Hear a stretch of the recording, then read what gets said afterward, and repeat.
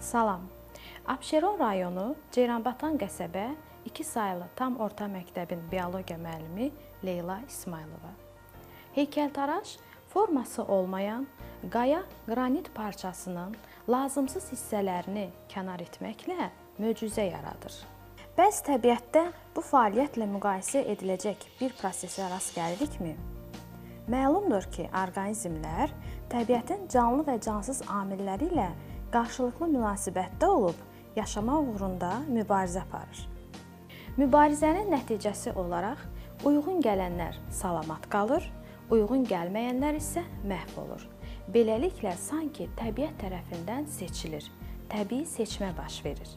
Bugünkü dərsimizin mövzusu təbii seçmə və orqanizmlərin ətraf mühitinə uyğunlaşmasıdır. Təbii seçmə saysız-hesabsız dəyişkənlikləri toplayaraq az əhəmiyyətli fərdləri kənar etməklə uyğunlaşma və növlər yaradır. Təbii seçmənin heykəltaraşla analogiyası tam ola bilməz. Yaradıcı insan gələcək yaradıcılıq haqqında plana malikdir və qranitdən bu və ya digər hissələri yonmaqla o məqsədinə nail olur. Lakin seçmədə belə bir plan yoxdur. Seçmənin təsirinin istiqamətlənməsi təbii yaranır. Lakin heykəltaraş üçün mümkün olmayan bəzi məsələlər təbii seçməyə xasdır.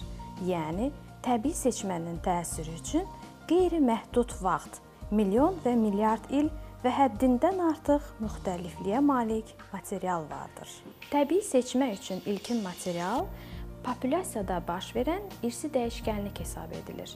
Odur ki, populyasiya daxilində baş verən təbii seçmə təsadüfi olmayıb, istiqamətləndirici xarakter daşıyır. Təbii seçmə üçün xarakterikdir. Növ üçün zəruri və faydalı əlamətlər qazanılır, həyat meydana çıxan dövrdən baş verir, yarım növ, növlər və böyük sistematik kateqoriyalar yaranır, hər yerdə, hər zaman aparıla bilər. Təbii seçmənin formaları: hərəkətverici seçmə, parçalayıcı, disruptiv seçmə, stabilləşdirici, tənzimləyici seçmə. Hərəkətverici, istiqamətlendirici seçmə. Hər hansı populyasiyanı, növü təşkil edən orqanizmlər müxtəlifdir. Buna baxmayaraq, hər bir populyasiya əlamətin bir sıra orta göstəricisi ilə xarakterizə olunur. Populyasiyanın yaşama amilləri dəyişdikdə, onun genetik tərkibi orta göstəricidən müəyyən istiqamətdə dəyişilir. Deməli, populyasiyanın orta göstəricisindən əlamətlərin müəyyən istiqamətdə dəyişilməsinə aparan proses istiqamətləndirici seçmə adlanır. Təbiətdə təbii seçmənin hərəkətverici formasını xarakterizə edən misallardan biri sənaye melanizmi ola bilər. Sənaye rayonlarında ağacların qabığı, gövdə və yarpaqları çox vaxt hiss ilə örtüldüyündən tünd rəngli həşəratlar açıq rəngliləri sıxışdırmışdır. Bu proses populyasiyalarda təbii seçmənin təsiri altında bədənin daha yaxşı qoruyucu rəng alması üçün gedir. Həmin rənglər həşəratları yeyilməkdən xilas edir. Əksinə, sənaye olmayan rayonlarda populyasiyaların tünd rəngləri daha çox məhv olur. Stabilləşdirici seçmə. Müəyyən mühit şəraitinə uyğunlaşma populyasiyalarda təbii seçmənin təsirinin dayanması demək deyildir. Bir halda ki, populyasiyalarda hər zaman mutasiya və kombinativ dəyişkənliklər baş verir, demək, əlamətin orta göstəricidən kənara çıxan halları hər zaman baş verir.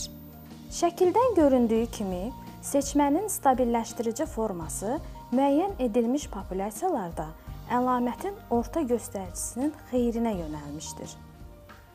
Əlamətin orta göstəricisindən kənarlaşan fərdlər çıxdaş edilir. Stabilləşdirici seçməyə misal olaraq, güclü küləklər əsən mühitdə orta qanadlı sərçələrin əksəriyyətinin salamat qalmasını göstərmək olar. Uzun qanadlılar və qısa qanadlılar külli miqdarda məhv olmuşdur. Başqa misal, məməli heyvan ailəsində məhv olan balaların ölçüsü əlamətin orta göstəricisindən ya böyük, ya da kiçik olur. Bu isə onların qidalanma şəraitində və düşməndən müdafiə olunma qabiliyyətində əks olunur. Populyasiyalarda bütün fərdlərdə müşahidə edilən böyük oxşarlıq təbii seçmənin stabilləşdirici formasının təsirinin nəticəsidir. Bu halda seçmə sanki normanı saxlayır. Əgər növün həyat şəraiti uzun müddət ərzində dəyişilmirsə, bu zaman stabilləşdirici seçmə növün əlamətlərinin saxlanmasına kömək edir. Əgər növün yaşayış şəraiti dəyişərsə, seçmənin növün dəyişilməsinə, növ əmələ gəlməsinə səbəb olan hərəkətverici forması əsas rol oynayır. Stabilləşdirici seçmə görkəmli bioloq təkamülçü Schmalhausen tərəfindən kəşf edilmişdir. Disruptiv, parçalayıcı seçmə. Eyni növə aid olan fərdlər öz arealını genişləndirdikdə onlar müxtəlif yaşama şəraitinə düşür. Məsələn, bir bitki üçün çox uzun boylular yüksəkdən uçan həşəratlar tərəfindən, alçaq boylular isə yerə yaxın yaşayan heyvanlar tərəfindən tozlandırılacaq. Amma orta boya sahib olanların səviyyəsində yaşayan bir heyvan yoxdursa, tozlanmaları çətinləşəcək və çoxala bilməyəcəklər.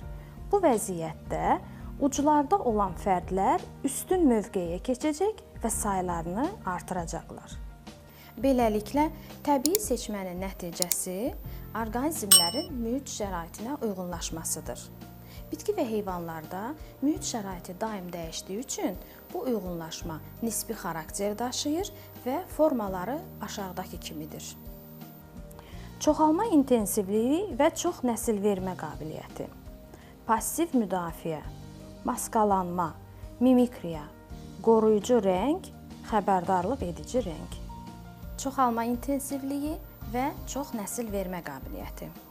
Nəsli kütləvi surətdə məhvə məruz qalan orqanizmlərdə növlərin salamat qalması üçün çox miqdarda, nəsil qayğısına qalma instinkti olan növlərdə isə az miqdarda bala verməsi mühüm uyğunlaşmadır. Parazit qurdlar, gəmiricilər, bir çox balıq növlərinin çoxlu miqdarda nəsil verməsi, külək vasitəsilə çarpaz tozlanan bitkilərdə tozcuqların həddindən artıq əmələ gəlməsi aid ola bilər. Passiv müdafiə. Buna bitkilərdə tikanlar, əlvan çiçəklər, kökün dərinə getməsi, gövdə və yarpaqlarda su toplamaq, heyvanlarda zireh, tikan, xitin örtük aiddir. Maskalanma. Orqanizmin özünü ətrafdakı hər hansı bir əşyaya oxşatmasıdır. Kəpənək tırtılının quru budağa, həşəratların yarpağa oxşaması və s. Mimikriya. Müdafiəsiz orqanizmin ona qohum olmayan, yaxşı müdafiəyə malik digər növə oxşamasıdır. Milçəyin arıya, koramalın zəhərli ilana oxşaması və s. Qoruyucu rəng. Orqanizmin rənginin və formasının yaşadığı mühitə uyğun gəlməsidir. Yaşıl şala ot rəngində, şimal heyvanları ağ rəngdə, səhra heyvanları sarımtıl boz rəngdə və s. Xəbərdarlıq edici rəng. Bəzi zəhərli orqanizmlərin öz düşmənləri üçün təhlükəli olmasını göstərən parlaq və aydın nəzərə çarpan rəngə malik olmasıdır. Məsələn, parabüzən, məzar böcəyi, zəhərli ilanın rəngi və s. Qeyd etmək lazımdır ki, uyğunlaşma heç vaxt mütləq olmur, nisbi xarakter daşıyır. Zəhərli ilanlarda zəhərin olması onları bir çox heyvanlardan qoruyursa da, onlar öz zəhərləri ilə öz ovlarını öldürüb yeyirsə də, kirpi onları asanlıqla tələf edir. Meşədə qar üzərində gözə çarpmayan ağ dovşan ağac gövdələrinin tutqun fonunda aydın görünür.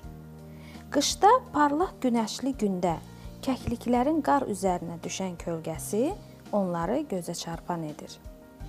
Qara mal tikanlı bitkiləri yemir, lakin dəvələr, keçilər, ac qara mal dəvə tikanını həvəslə yeyir. Bugünkü dərsimizdə təbii seçmənin təsir mexanizmini, formalarını, uyğunlaşmanın nisbiliyini aydın təsəvvür etməyə və biliyimizi dərinləşdirməyə çalışdıq. Sağ olun, gələn dərslərimizdə görüşənədək.